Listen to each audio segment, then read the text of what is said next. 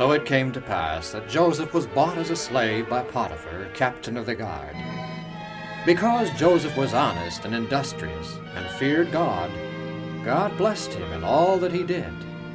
And Potiphar learned to value his assistance, especially in matters related to his business. And 100 measures of land. Have you got that, Joseph? Yes, my lord. At the price of 700 per measure. Well, go ahead, write it down. My lord, this land lies far from the river. Yes, quite a way, but it's got a fine crop on it. It's cheap at that price.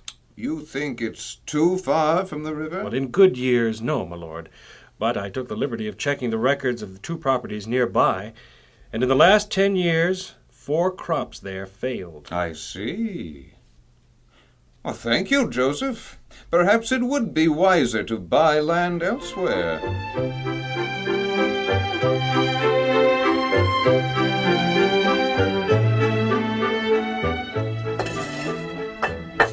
I brought you out here, Menecharad, to have a look at the new wing I'm adding to my house. Very nice. Very handsome. You must be doing all right for yourself.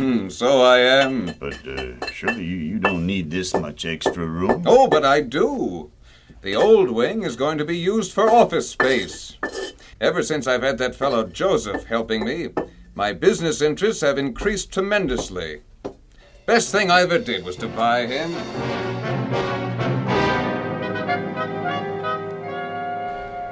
$980, $990, $1,000. Now that makes $65,000. Ah, there you are, Joseph. I've just come from the courtroom. How did the case go? We won. We won. You know, you were right. They had no legal right to file that injunction. And once I'd made that clear to the judge, the rest was easy. Well, I'm very glad, my lord. Oh, here, by the way, are your accounts for the second quarter. 65,000. Why, Joseph, that's wonderful. You've worked hard for me, and you've been honest in your business dealings. I try to be just and honest in all things, my lord.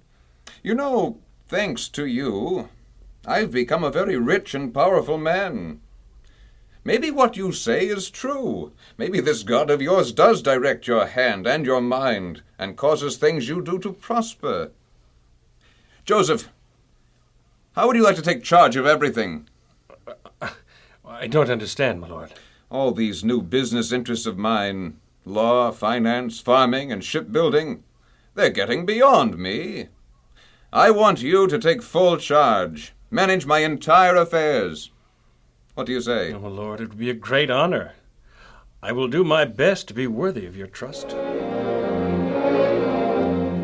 In this way, because of his faithful service, Joseph became chief of Potiphar's household and manager of all his business interests.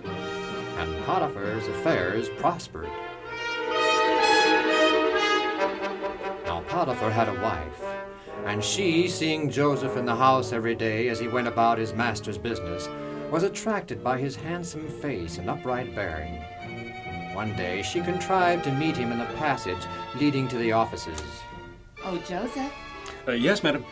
Why are you always in such a hurry, Joseph? My master, your husband, has many pressing interests, madam. Kiss me, Joseph. Madam, please do not be offended, but I cannot. It would be sinful, madam, to abuse my master's trust. But Potiphar's wife was not easily dissuaded. As the days passed, she waylaid Joseph again and again.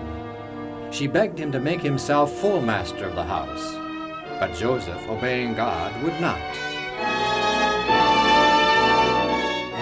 It was not long, therefore, before Potiphar's wife grew angry and determined to ruin Joseph. Joseph, come here. Madam, I'm wanted at the granary. Will you disobey your master's wife? I will be back in a few minutes, madam. We are alone now, Joseph. My husband and the servants are outside. Won't you change your mind? Madam, I beg of you, let go of my coat. I must go. Run away if you like, Joseph. You won't get far. Help! Help! Potiphar! Help! Someone husband.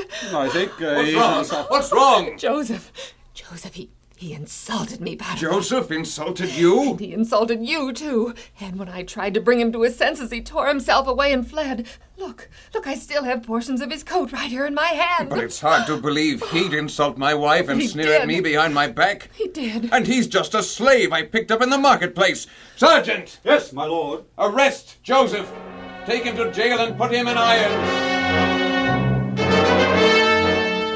Thus, after years of faithful service, Joseph was seized and cast into prison, just because of the spite and false accusations of his master's wife.